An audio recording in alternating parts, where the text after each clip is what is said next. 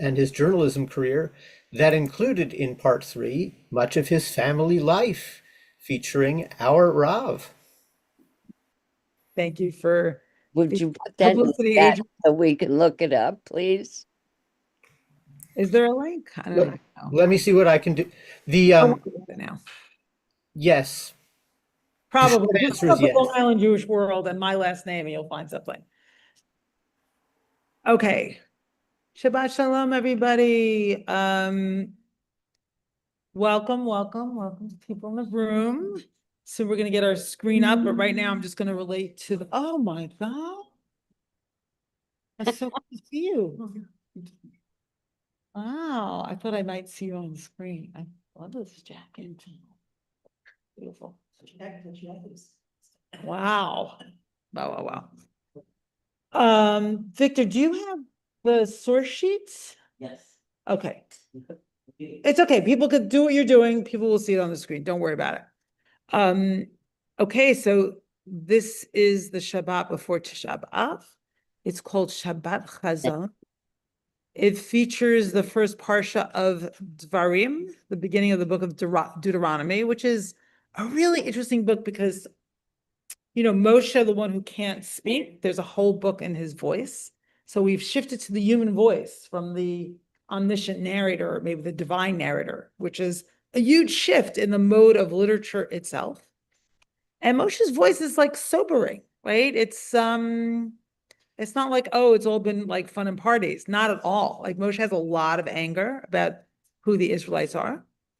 And he retells the story. So we're going to look at some parts of how he retells the story. But what I want to focus on today, especially as we approach Tisha B'Av tonight, the 9th of Av tonight, a day of mourning and fasting, and mourning for the destruction of the temples and also all kinds of Jewish calamities. I want to focus on the theme of loneliness and disconnection, a kind of exile, and then how faith might be an antidote to that aloneness or being cut off. So that's what I'm aiming to do with you. And let's first do the bracha, the blessing over Torah study, and then I will share my source sheet. Modani. Modani, that's a little later at services. Hi, Gloria, good to see you. It's okay, it's all good. I like that response, Modani. I'm grateful. Beautiful. Okay, in cacophony, Baruch Atah Adonai Eloheinu melech haolam asher kedeshanu b'mitzvotav v'tzivanu la'asok b'divrei Torah. Torah. Are you God who is the ruler of the universe and has sanctified us with your commandments and commanded us to soak in your Torah? Welcome, Sharon. Good to see you. I have to get out of the audio here. A second.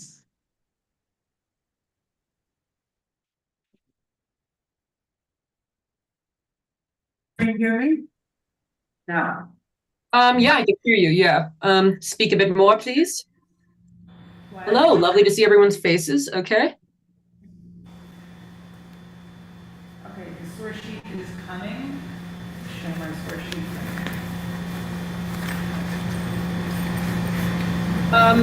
Okay, there's a bit of a here's the source sheet link as well as the there's a sound, I think it's the AC coming over you, so it's difficult to hear you. It's a cool day, so maybe we're gonna shut it off. I don't think that's you don't think that's the issue? It's actually much quieter. How's that? Okay, a bit better, yeah. Before the owl was turned on, we could hear Rabbi Diane clearly, but now that the owl is turned on, it's almost impossible to hear our Rav. Is that true? Is that true, everybody? You can't hear me? Yes. I mean, I could hear you, it's just a little bit faint, yes. The owl, for whatever reason, maybe the setting seems worse. Victor, I don't know what's going on. Okay, Victor to the rescue.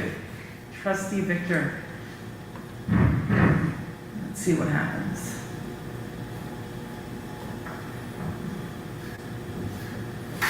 Sorry, everybody, technical difficulties.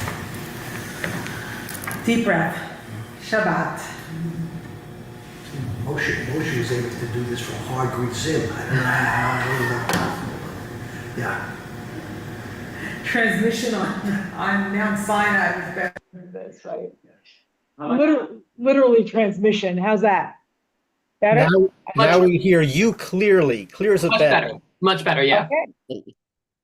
Transmission from Mount Sinai is working, so to speak. Okay, excellent. Good. And the source sheets, the paper source sheets should be coming in a few moments. So I called this the howl of loneliness, or the howl of loneliness and the antidote of faith. Okay. So let's start at the beginning.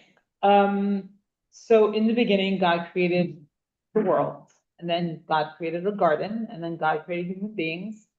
And then God put the human beings in the garden and gave them one command, just one command, and they, oh, people from Canada?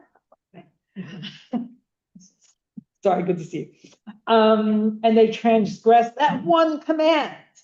And here's the famous conversation between them and God.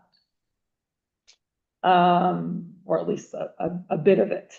So they ate from the fruit from the forbidden tree, and then they suddenly understood that they were naked, right? They were suddenly self-conscious.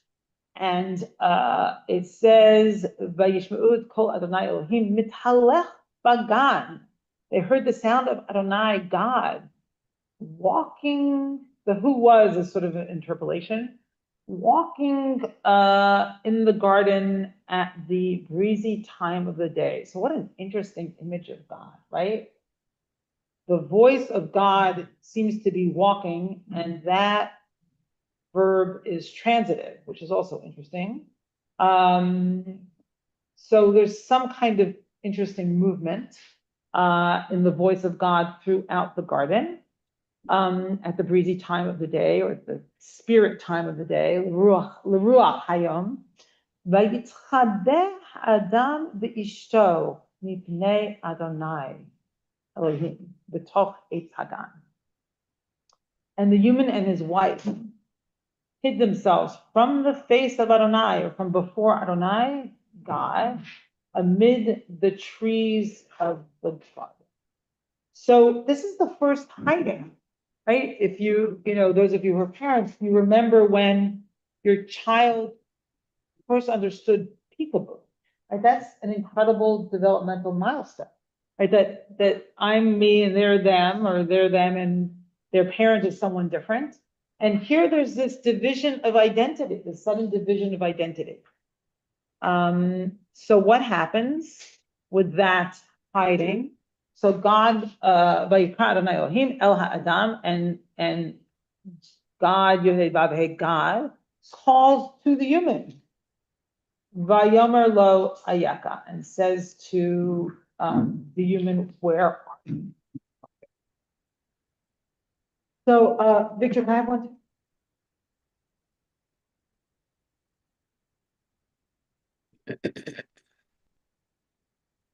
So that call is understood by most commentators and later philosophers, not as a literal call, not as like, oh, where are you? Like God doesn't know where they are, but a kind of existential call, like, where are you? Where are you? Like, what happened? What's going on here? What's your new status? Right? Where are you?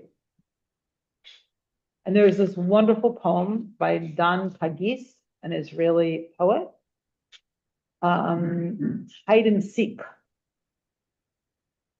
Because in the backyard of the world we played. Hu ba'ani, him and me. Hisiti einai, I covered my eyes. He hid. Achat, shtayim, shalosh, 1, 2, 3. Lo milfanai, lo me'acharai, not in front of me. No one behind me. Lo betochi, no one within me. You know how everyone says like, oh, God's within you, find God within you. look, where is God? I should connect more to a sense of presence uh, without me than within me. So it's a whole interesting question theologically. Me'az, from that time, from that time, I'm looking for so many years, I'm searching. Azma im ani lo motze otcha. But what if I don't find you? Say, Kfar, say, come out already, come out. Ata ro'eh shenichnasu. So you see that I've given up. So in hide and seek, in that game, what happens? You surrender, the person that's seeking surrenders, and the person that's hiding is supposed to come out. But there's this sense that he's given up, but God's not coming out, right? So the poet can't find God anymore, and he's stopped. Seems like he's stopped. He's stopped looking.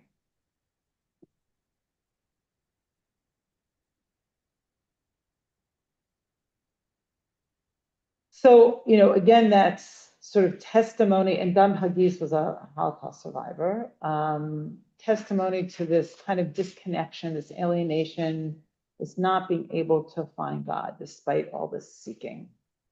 So Echa Rabbah, the Midrash on Lamentations Rabbah, does something really interesting here with this scene in, or the story, the narrative in the Garden of Eden. He starts with the Midrashist, starts with a verse in Hosea, one of the prophets. And let's see, it says, Rabbi Abahu Patach. So Rabbi Abahu opens things up. The Hema Ka'adam Avru Brit. And they, like one person, meaning the people, transgressed the covenant. So the Rabbi Abahu asks, or tells us, what do you mean they transgressed the covenant like one human being? So what Rabbi Abahu says is that the prophet Hosea is referring to Adam, right, to Adam. Is that Adam HaRishon, the first person? And God said, Amar HaKadosh Baruch Hu, Adam HaRishon hechnasti oto legan Eden, v'sivitiv v'avar al tzivui. So God, or the Holy Blessed One be He. Actually, I think your phone's dinging. No? Sounds like your phone. Maybe it's time for you to wake up. Alarm. It looks like an alarm. Yeah. I'm so glad you woke up earlier. Sorry. That's all right, don't worry about it.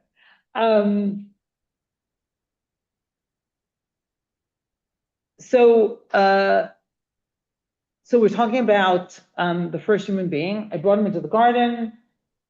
I gave him a command, and he transgressed over that command. V'danti oto b'gerushin u'b'shiluchin, and I gave him a judgment with kicking him out and expelling him from the garden. The konanti alav echa, and I keened about him echa. So what the rabbis are doing are taking ayeka, right? Where are you? And seeing that has the exact same letters, and saying that God was saying, Echa, how could you? Like God is already grieving for who human beings are. Echa, how could you? Not only Ayeka, do you want to say something? What does Echa mean? Echa means how could you? Echa. So Echa is the name of the book of Lamentations that we're going to read tonight on the day of mourning. It means how could this be? How? So and then we go through all kinds of proof texts showing how God, but thank you for asking. God brought human beings into the garden and gave them a command, and then they transgressed the command, and then I kicked them out of the garden, and and God said, Ayaka. How could you? Not only, I'm sorry, Echa, which they're reading Ayaka as Echa. So reading, where are you, as how like a howl of mourning. And then what they do is compare it to what happens to the people later, which is interesting. They see a pattern here. Let's see. So the people, Afbanav, even their descendants, I brought them, Hichnasti otam le'eretz Yisrael. I brought them into the land of Israel. So they're comparing the land of Israel to the garden. And then they give a proof text. And then I gave them a command, Sab et b'nei Israel, avru al tzivui. I gave them a command, and they transgressed that command. And then here they show that with a verse from Daniel, V'kol Yisrael avru et Torah, and all of Israel, transgressed your Torah. And I judged them, the Dante Otam b'Gerushim, I judged them with kicking them out.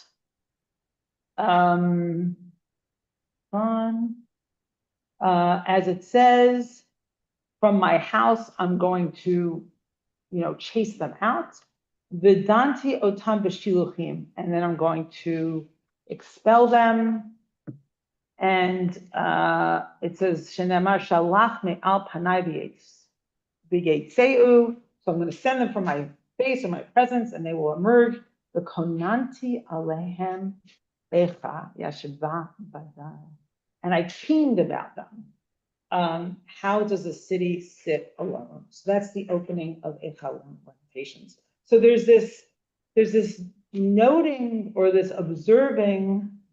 Hold on, I'm seeing that the source sheet is not up there. Where's the, oh, there, can you pass that, Marwa? Thank you. Just want to see why this, here, I'm going to stop my share after I try this again.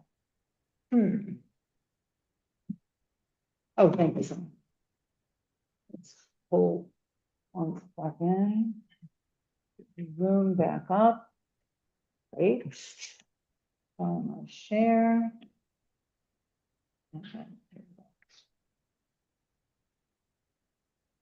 Okay, that works great. So they're seeing this kind of trope of, you're in this good place, you're in this beautiful place, you're in this promised place, and then there's a transgression, and then there's a kind of divorce and expulsion. Because the word for gerushin is not only mean expelling, but it also means divorce. So there's this profound disconnection between God and God's people. Let me stop for a few minutes here and see if there are any comments about this. Rob.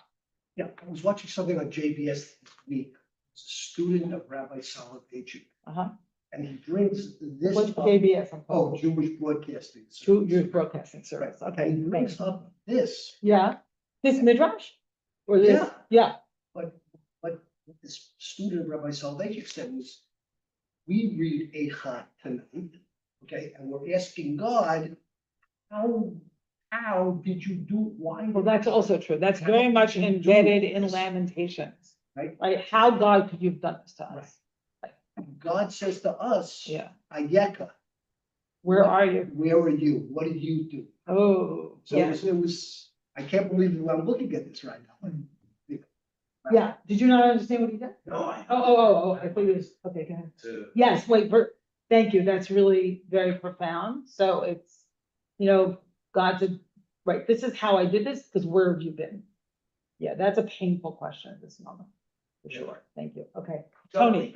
Wait, does everybody on Zoom hear people in the room? I just want to make sure. Yeah, I had a question. My name is Ronan. I'm a member. I'm sorry, what'd you say? My name is Ronan. I'm a member in the Ronan. So Hi. Hi. Oh, wait, hold on 1 second. Tony's asking a question and then I'll call on you. I just want to make sure everybody could hear. I'll make it a question, actually. It's a Or good idea. Tony has a comment.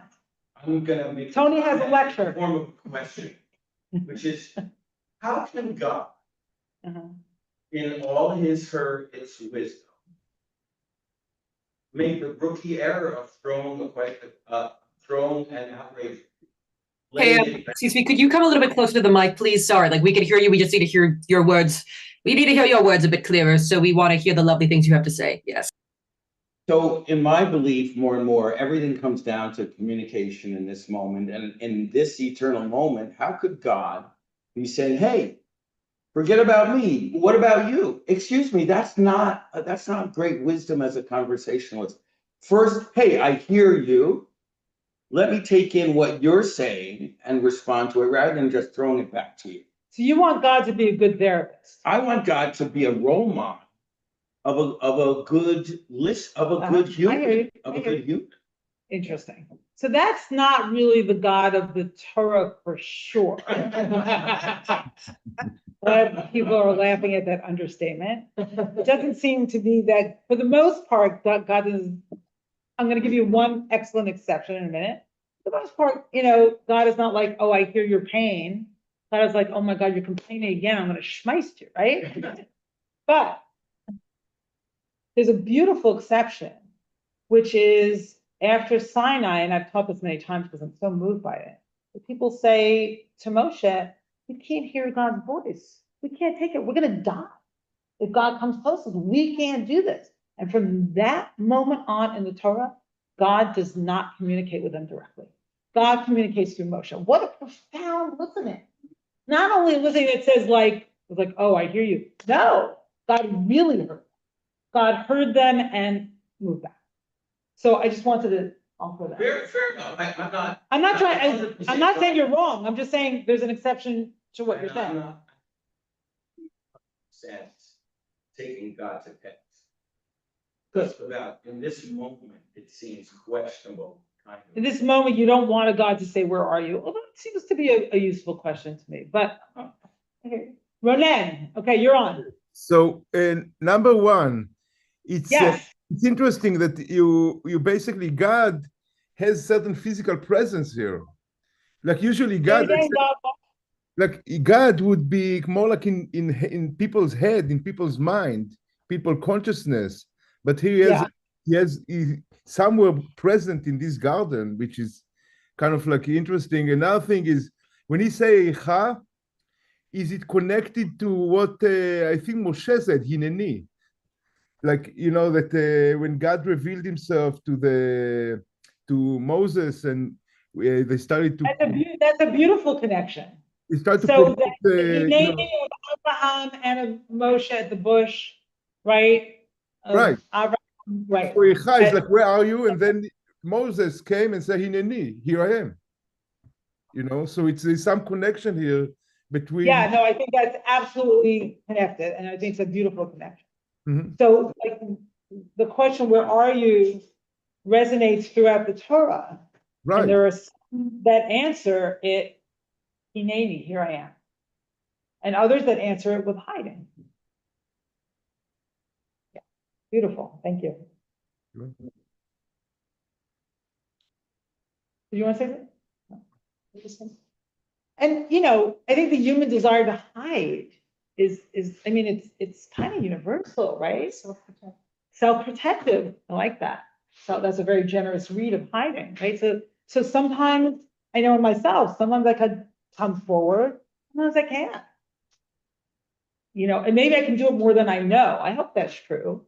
But at least my perception, thank you, Tony. That my perception is that I can't, so I don't. Right? But it's an interesting question. Is it actually true? And we all have limits, right? We can't step forward and show up all the time. Okay, any other comments in the room or on Zoom? Yes, Eric. What was the word you used for exile? Was it Gerushim? Gerushim. Is that related to Ger? I don't think so, but I'm looking at my friend Asher Chaim. It's related to, I said also divorce and to chase out. Do you want to add anything, Asher Chaim, or not? Again, when two different roots share 2 out of the 3 letters, there's a desire to create a linkage that may go back to an earlier language, but that's the limit of it. As far as we know, it's not connected. Okay, as far as Asher Chaim knows, it's not connected. Which means, as far as we know, it's not connected. All right. Any other, we don't have to answer this now, but I'm wondering, like, if this sense of hiding and also God hiding, resonates with people's sense of alienation at times. So there's this question on plants. I know it does with mine. But okay, I'm going to go on. Let's see. Okay, so there's a fundamental statement that resonates, you'll see in the rest of the book, of when God creates Adam and before Adam and before God creates Chava, Eve, God said, "Vayomer Adonai Elohim, lo tov heyot ha'adam levado." It's not, God said, it's not good for the humans to be alone, or the human to be alone. Solo ezer kenegdo. I'll make him a helper corresponding to him, or a helpmeet. So it's interesting. I didn't include this on the page, but when Jethro, Moses' father-in-law, comes to see how burdened he is in Exodus, what he says so much resonates with this. He says, what you're doing is not good, and you can't carry this alone. Right? So, it's like Moshe's sort of, off track with what God intended for creation. And that goes at the heart of Moses's own complaint and own sort of moment of desperation in Numbers, where the people are complaining again. I forget if it's over meat or water, but it's, it's a complaint again. And we're going to look at how Moshe feels so alone, right? So Jethro notices that he's acting as if he's, as if he's alone, and creates a whole judicial system so that he's not alone. But here again, he's alone, or he feels alone. And it says, "Vayishma Moshe et ha'am bocheh mishpechotav ish lepetach ohalo." Moshe heard the people weeping by their clans, each one at the entrance to his tent. And God got very angry. And in Moshe's eyes, it was bad. Now, in Moshe's, I'm presuming, I think the shot, the sort of simple reading of the verse would say that what was bad in Moses' eyes was that all the people were crying. But it could be that what was bad in Moses' eyes was that God got angry, to go back to Tony's point, right? And maybe Moses didn't like that. Vayomer Moshe el Adonai, and Moshe said to God, to Yud Hey Vav Hey, Lama hareota la'avdecha. Sorry, I'm going to read here.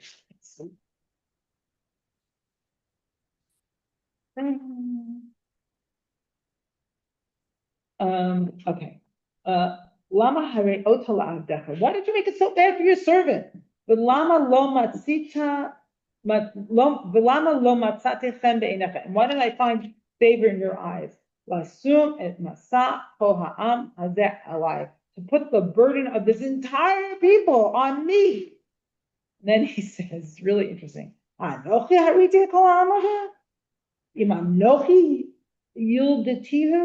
I give birth to this people?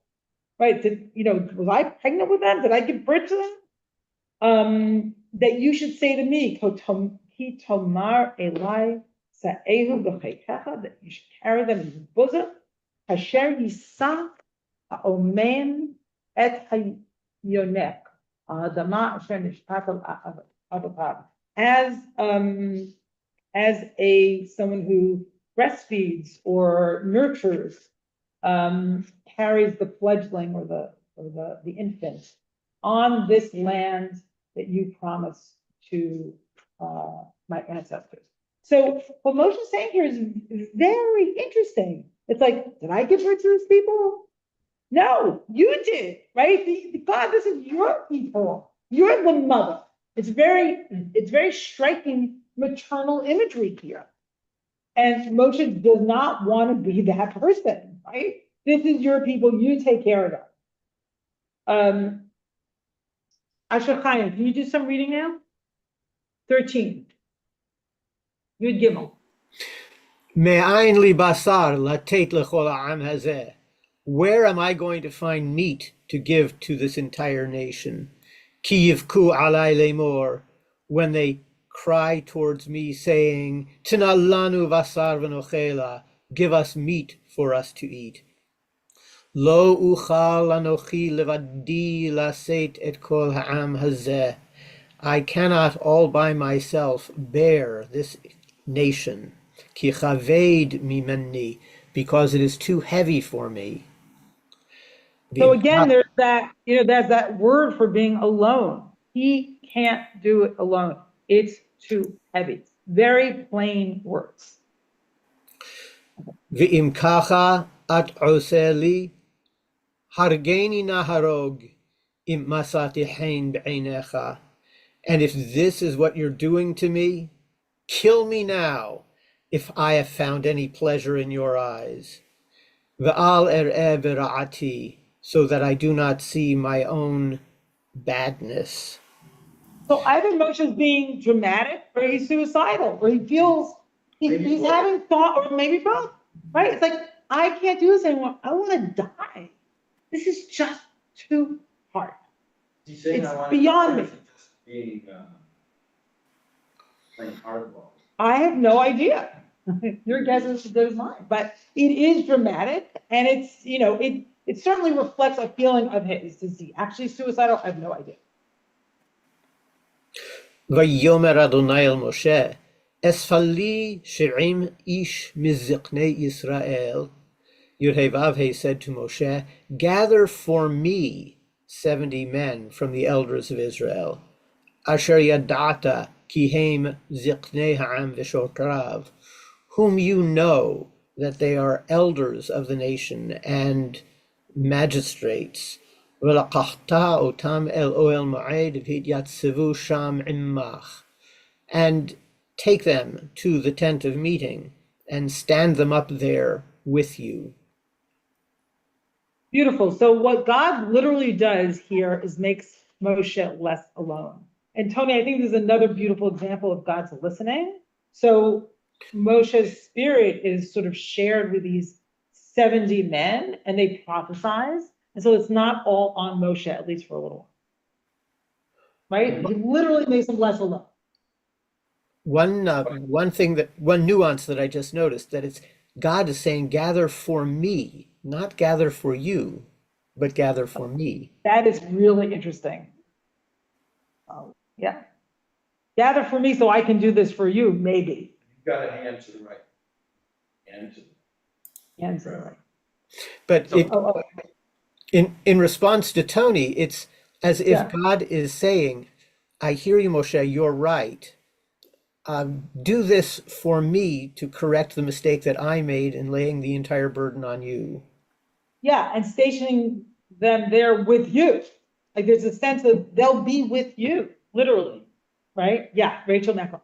I have a lot of experience in community organizing, Excellent. a lot. A lot. I have done a lot of really dumbbell things, and thus I am an expert. Uh-huh. Uh-huh. Ooh, I love that description of becoming an expert. That's beautiful. Yes, Yeah. for failure. Yeah. Let me tell you Yeah. that having, if I were given a chance to pick 70 people to help me, each would have his own pride and sense of wanting agency. And it might be worse for me emotionally to do that. It is, I've always assumed that, read this passage and it's okay, delegate.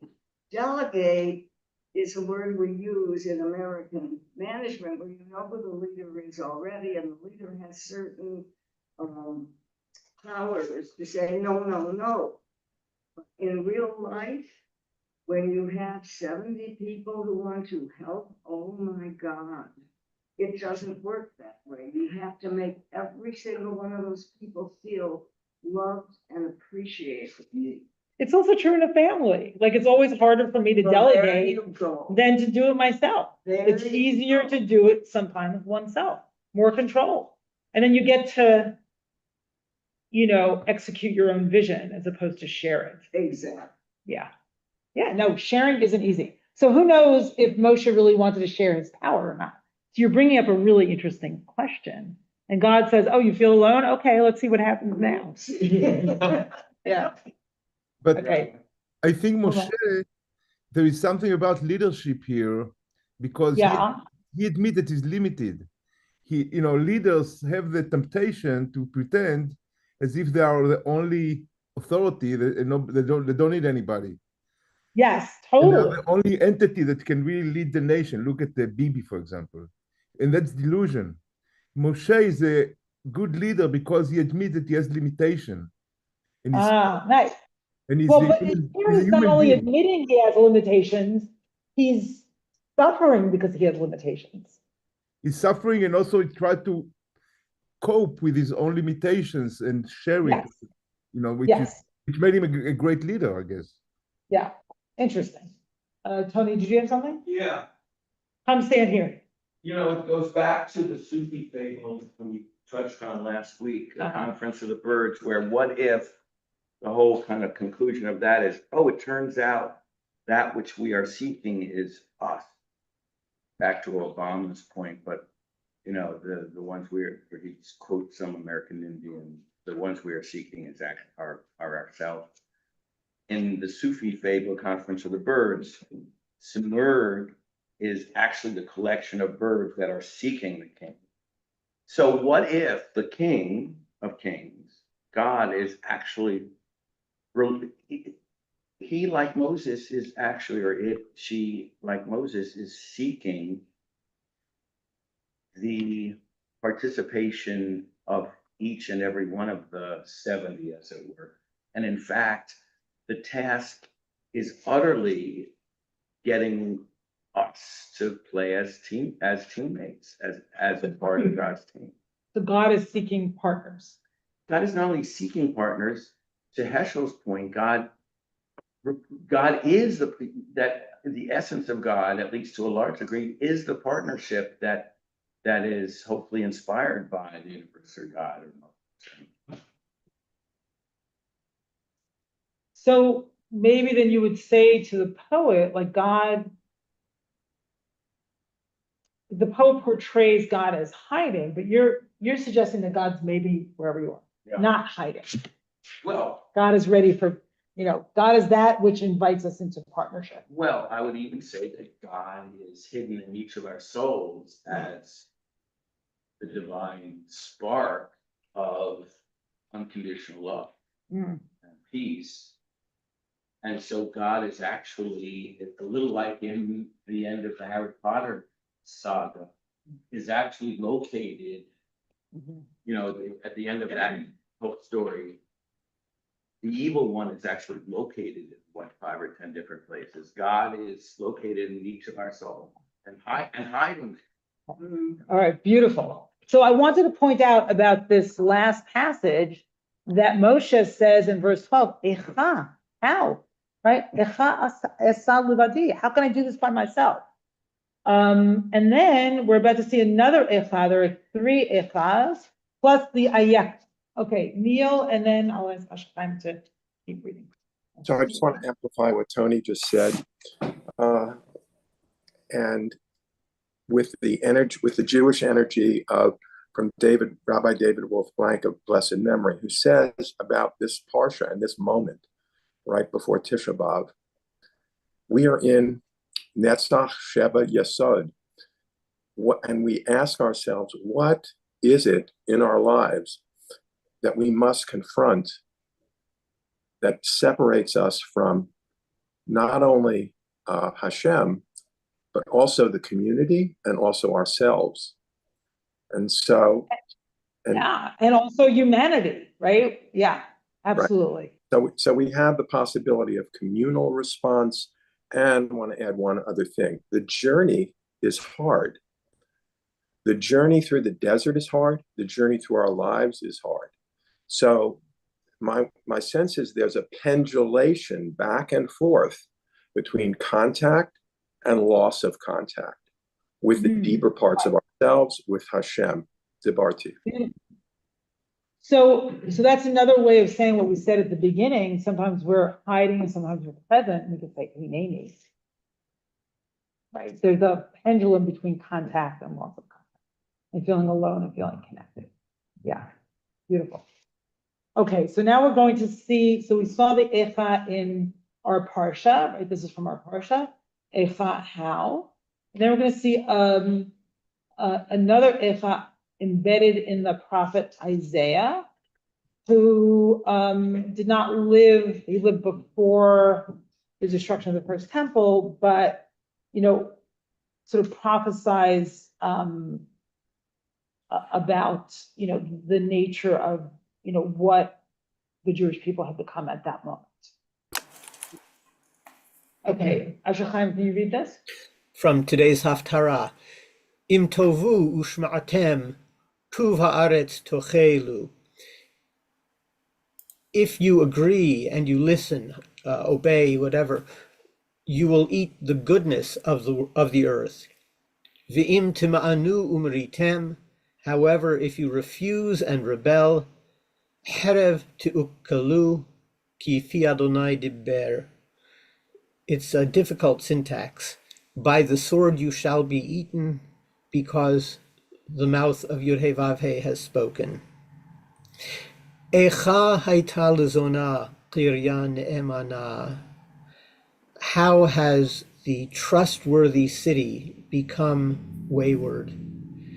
Mileti mishpat tzedek yalin bah v'ata meratzchim.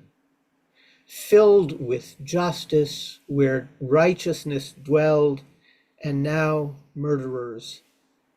Kaspech haya l'sigim, sav'ech mahul b'mayim. Your silver has become base metal. Your wine is diluted with water. Sarayich sorerim v'chavrei ganavim, kulo ohev shohad v'rodev shalmonim. Your leaders are rebellious. They are friends of thieves, all of them loving bribes, chasing after illicit gifts. Yatom lo yishpotu v'riv almana lo yavo alehem. They do not give justice to the orphan, and the case of the widow does not come before them. Thank you. So what the rabbis have done so brilliantly this Shabbat leading up to Tisha B'Av is they picked a parsha with the word Echa. They picked a prophetic selection, a Haftarah with the word Echa, and we're leading up to tonight's reading Echa, right? It's like literally unbelievable. So we're hearing Echa, if you'll be at Tisha B'Av tonight, you're hearing Echa 3 times, right, in very quick succession. So now we turn to Lamentations itself. You want to continue, Asher Chaim, or should I ask someone else to read it? Echa yashva vadad, ha'ir rabati am, hayta ke'almana. How is it that she sits alone? The city that was filled with nation is now like a widow. Rabati vagoyim, sarati vamdinot hayta lamas. She was the great one among nations. She, a princess among the cities, and now she has become mas, subjugated, paying whatever. Bachot tivkeh v'layla. She weeps at night. V'dim'atah al lehayah. Her tear is on her cheek. Ein lach menachem yakol ohaveha. She has no one to comfort her among all who love her. Kol re'eha bagdu bah, hayulah le'oivim. All of her neighbors have betrayed her and become her enemies. Galta Yehuda me'oni umerov avodah, hi yashva vagoyim lo matzah manoach. Judah was exiled because of misery and heavy labor, dwelled among the nations, did not find rest. Kol rodfea hisiguha bein hamesarim. All of those who pursued her caught up with her between the narrow places. Tarache Sion avelot, mibli ba'e mo'ed, kol sha'areha shomemim kohaneha ne'enahim. The ways of Zion are mourning without anyone coming for festival. All of her gates are desolate. Her Kohanim officiants, Ne'anachim, they sigh. Betulota nugot vihi marlah. Her maidens are unhappy, and it is bitter for her. Yeah, thank you. So, you know, for each of us, I imagine this resonates to some degree or another with our moment, with our own moment. Just picturing, you know, Zion alone and somehow desecrated and attacked. And it also resonates with what we saw in Isaiah, you know, imagining Zion as a woman, and as a woman somehow desecrated. Yeah. Imagining Zion as a woman somehow who's desecrated. Yeah. Go ahead. Yeah, so, in the previous passage, you know, there's a reference to the faithful city that was filled with justice, where righteousness dwelt. Yeah. When was that? When exactly was what period was the prophet talking about? I don't know exactly. That's a really good question. So if you don't know, maybe it's fair to say that there is no reference in, you know, Well, the prophets, you know, speak out. They don't speak to praise Israel usually. Right. So what we have records of are you know, terrible times and terrible injustice. But there is this notion of well, at some point, you know, things were glorious. Okay, but when was that? Yeah, was that ever laid out? Specifically? Yeah. Not that I can think of. Anyone else? Yeah, Ashokheim, you have a thing? You know, there are good kings in which righteousness reign, during whose reigns. And the reunification of all the tribes and the bringing the Torah to Jerusalem. So there's that moment. How about this one? William Lake says. Wait, hold on. I want Ashokheim to finish what he's saying. No, I'm thinking Josiah, Hezekiah. There are kings who are seen as exemplary. And our nostalgia may be to an idealized past, but it's a past in which there was a sense of justice and fairness. Okay, yeah. So maybe we're not talking about the eternal now at the beginning of this very present moment. William Blake said there's one moment in every day that's Satan. Present moment.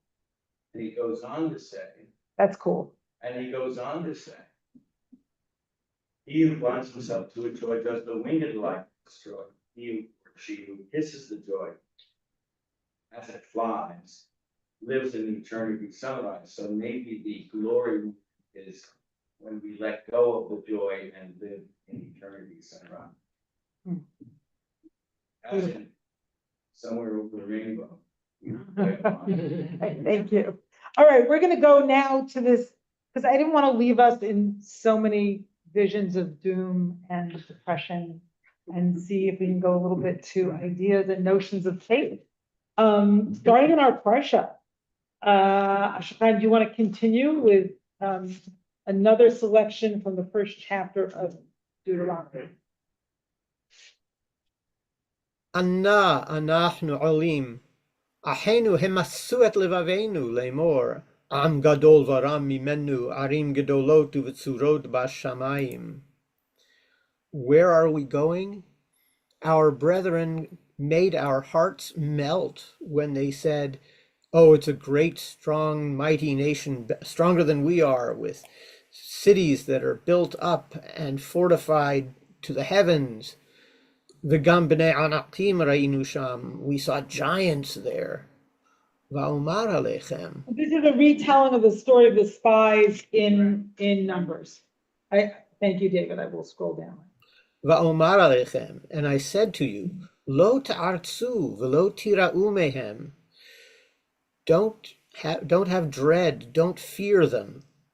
Adonai Elohechem ha'olech lifnechem, hu yilahem lachem. Yud-Heh-Vav-Heh, your God, walking before you, is the one who will wage wars on your behalf. Kechol asher asa ittechem b'Mitzrayim le'einechem. Just as what God did with you in Egypt before your very eyes. Let's stop here for a minute and think about this verse.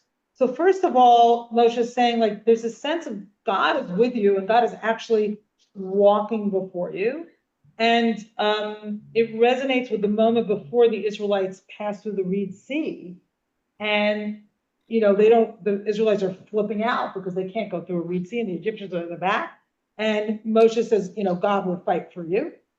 And then he says something very strange, like, as God did in Egypt before your eyes. But this generation, they were in Egypt. It wasn't before their eyes. So this kind of rhetoric comes up again and again in Deuteronomy. It's an internalization of the national story, even though it's not the generation that this happened to. They didn't see it with their own eyes. If I may? Yes. It was those 20 years and older who were doomed to die in the wilderness. So there is a large gap in the population, but there were people who were 15 at the time of the Exodus. And Moshe is trying to make their memory the collective memory of the entire people born in the wilderness as well. That's interesting. So you're saying some of the elders had seen, but most of the people did not see with their own eyes. The elders are all going to die out before they reach the land. This is part of Moshe's crisis, I think, is that as he's hitting age 120, the only people alive are 60 and younger. There's a generation gap. So it's a crisis of transmission. How do you actually, transmit this all-important story that's crucial for the continuity of the people? And that's really the project of Deuteronomy, is that's what Moshe does. That's what Moshe tries to do. Okay, go on, Ashafan. And that's the task of the Seder, to see ourselves as if we are part of that generation that left Egypt. Exactly. Uvamidbar asher ra'ita, asher nisa'acha Adonai Elohecha, ka'asher yisa ish et beno. And through the wilderness, what you saw, as Yud-Heh-Vav-Heh carried you, as a man carries his son, b'chol haderech asher halachtem. Image. Sorry, go ahead. B'chol haderech asher halachtem, ad bo'achem, ad hamakom hazeh. Throughout the entire journey that you walked until you arrived at this place. So somehow you've been carried, and this resonates with Moshe saying, how can I carry this people? But God is saying, I've carried these people, throughout all their traveling and all their travails, even though the people so often did not realize it. So they would have that crisis, and this goes back to Neil's point, because they weren't feeling that connection. And so again and again, they would have a crisis of feeling alone and their survival being at stake. Okay.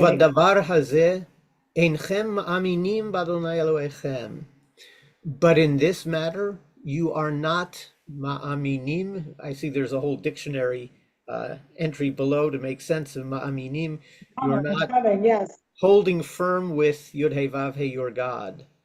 Haholech lifnechem baderech latur lachem makom lachanotchem.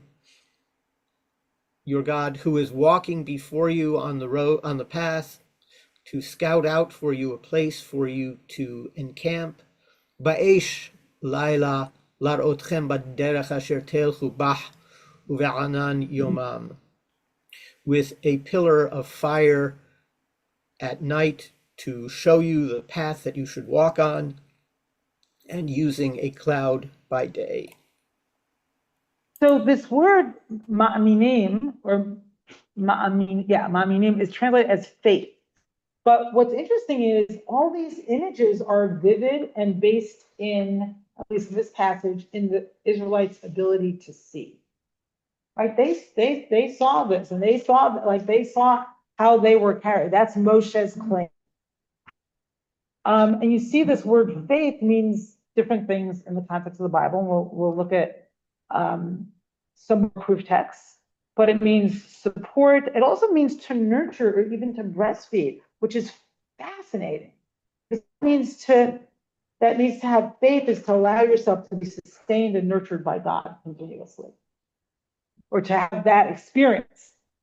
So foster father, foster mother, nurse, a sense of faithfulness or stability, constancy. So let's look at some of these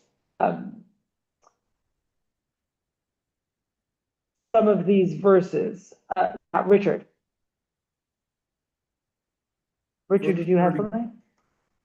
So in verse 32, it says that in the desert, you saw that God carried you as a man carries his son, but now here you have no faith in the Lord. I'm confused as to where is here now as compared to the desert. I'm not sure what here now refers to.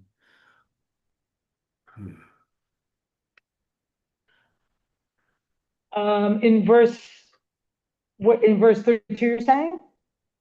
Yeah, 32 refers back to the desert, I guess, with the spies. And then he says, but here now you have no faith in your God. Here now is as he's... your audio's in and out. Yeah, Richard, if you could put your comment in the chat and I'll look at it in a few minutes. If that would be okay.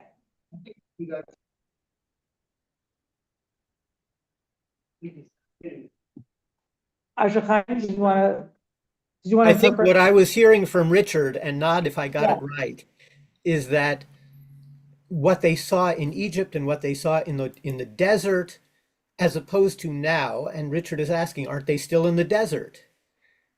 And I think they are. And I think what Moshe is saying is, despite all of your experiences of being carried through the desert, you're still right here and now having doubts about entering the land and the future. Right. And Moshe is sort of pressing hard on the past of like, you saw with your own eyes. Don't forget that, right? How you were carried. Again and again, how you were carried. Let's see what Rashi says about this.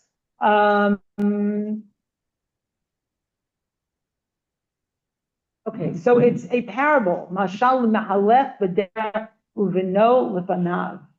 Oh, that's interesting. So what Rashi is saying is that you go with someone and you allow your child to go before you, but if you see robbers, then you put your child to protect them behind you. So it depends on what's needed by the moment. And then the Malbim, 19th century commentator says, should say, midbar asher ra'ita. God gave you strength to traverse this path, something that was not within your own. It gave them a power that they didn't have, which actually was not in their capacity. It wasn't in their capacity, but he carried them. God carried them as a father carries their son. Okay, and that's how that's how they'll be carried into the land of Israel with a great strength. So that's interesting. It raises the question: when do we rely on our own strength, and when do we have a sense that something else is there to carry us? Yeah, David Kurtz.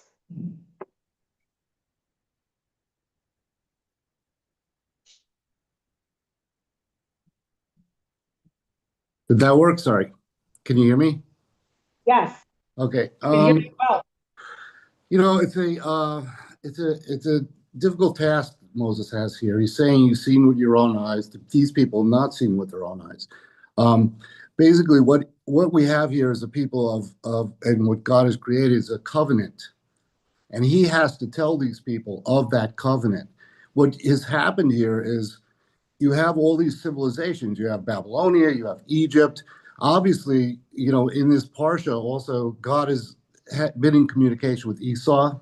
He's given them their land. There's also Lot.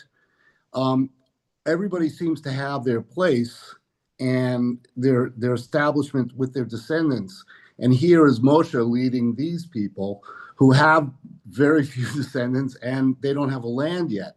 So it's all about faith. And it's all about covenant. And if you don't have that, you're, you know what? And that's what we're living with.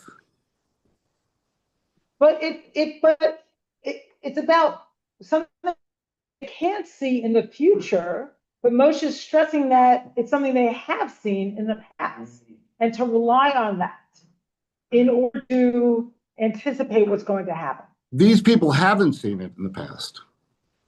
They didn't. Well, they did wander through the wilderness, right, being carried by God. Moshe is saying they've been exiled, they've been plagued, they've been all kinds of things, and this is, and none of them will enter, except for two, will enter the land. So it's really about covenant, in my opinion. And you better know the covenant and stick with the covenant, and it's have absolutely that covenant. Yes, it's absolutely that covenant. But on what basis do the people buy into the covenant? And Moshe's trying to set those terms. Okay, look at verse 31 in Exodus. So this is a moment of believing, of faith. The Amen Ha'am, so this is very early on in the story of the Exodus. And Moshe kept saying to God, like, these people are not going to believe me. But there was a moment of belief. The Amen Ha'am v'yishma'u ki pakad Adonai b'nai Yisrael v'chi ra'a et onyam v'yakdu v'yishtachu. The people believed when they heard that the Lord had remembered the children of Israel and that God had seen their affliction. And then they bowed their heads and worshiped. And this is actually, to go back to Tony's earlier point, a time when God did hear and see their pain, right? And that's actually stated several times. I think it's the end of chapter 2, and then also the burning bush. Like, God has seen their suffering. God has heard their voice. And that's actually pivotal in the story, because right after God sees and hears them, God speaks to Moshe at the bush. Like, God sort of, puts the redemption in process. By the way, okay, I'm going to go forward, Tony. I'm sorry.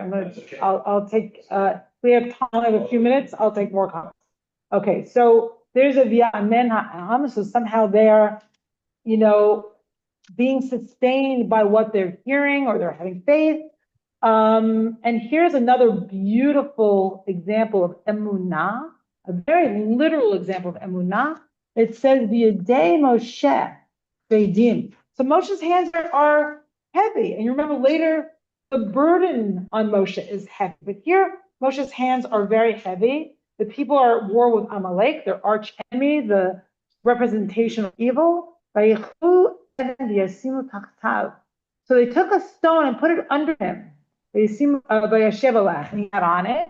While Aaron and Hur, the Aaron and Hur, tamchu biyadav, held up his hands, supported his hands. Mizeh echad umizeh echad, v'hiyadav emunah adbo hashamash. So Aaron and Hur on each side supported his hands. Thus his hands remained steady until the sun set. And this goes back to Ronen's point, right? It's like Moshe doesn't have the capacity to keep his hands up. But as long as his hands are up, they're winning against Amalek. But he can't do it. So he's got the support, one on this side and one on that side. And I often wonder, like, when people say, okay, I support you. Okay, how are you supporting me? Right? Like you want that literal support. Like, how are you, like, lifting the other one up? Right? By what means? Like, what does it mean to give support. Like, make it real. Let's all make it real. Am I supporting?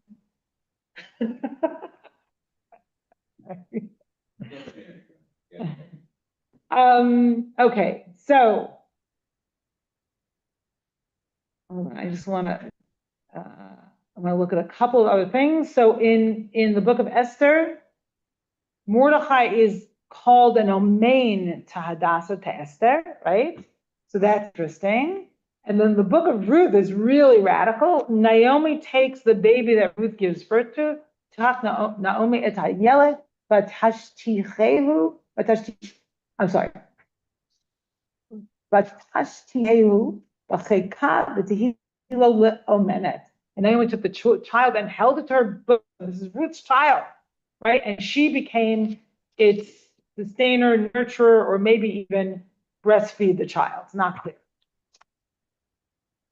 But I want to look at what the Malbi says here about how the religious life depends on perception. And what does it mean to think about faith that way, not as something abstract? So this is from a really interesting essay in Torah.com, which is a wonderful website full of different scholars who write about the Torah. And it says here, religious life is not just one of external doctrine, but internal experience. Ha'amu ur'u ki tov Hashem alechem.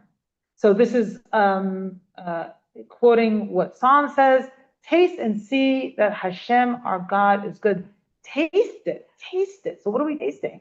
So the Malbim, who we just saw before a minute ago, interprets taste and sight literally as the senses that engage our experience of pleasure and personal benefit. He writes that our experience of God's salvation brings us sweetness, benefit, and goodness. Malbim here bases an important theological principle, namely God's goodness, upon personal experiences rather than an external set of ideals. So as we go through life, right, what are we tasting? What are we seeing? And does that connect somehow to our experience of the divine? And then from David Foreman, who's a wonderful scholar who teaches through this organization called Aleph Beta, says in Moshe's worldview, faith doesn't come from nothing. It comes from observing things about your beloved, meaning God, that makes them trustworthy. What a great sentence, right? And you know, if you're in a relationship, you actually have to observe things on a daily basis, right? To make it real. Make it real. It's not based on faith. The faith comes after the reality proves itself over time. So that's what the whole wilderness experience is. It's actually a training ground for God to introduce God's self to the people through sustaining them. Because when they come out of Egypt, all they know about power is it's exploitative. All they know is about trauma. And God tries to lead them into an entirely different consciousness, right? Through the wilderness experience. And it's so hard. I mean, you know, everyone has some experience of trauma, and some people come from more trauma than others. You know, it begins to inform how you see the world, right? And all your life is the prism through which you understand relationships and all of your experience. So how do you have a different, is it possible to actually have a different prism and a different lens through which to experience reality? That's what the wilderness experience is all about. Like, it presents sort of a counter, like a set of counterfactuals by which to understand reality, which is daily manna, which is a well of water, right? Which is there being sustained in the wilderness.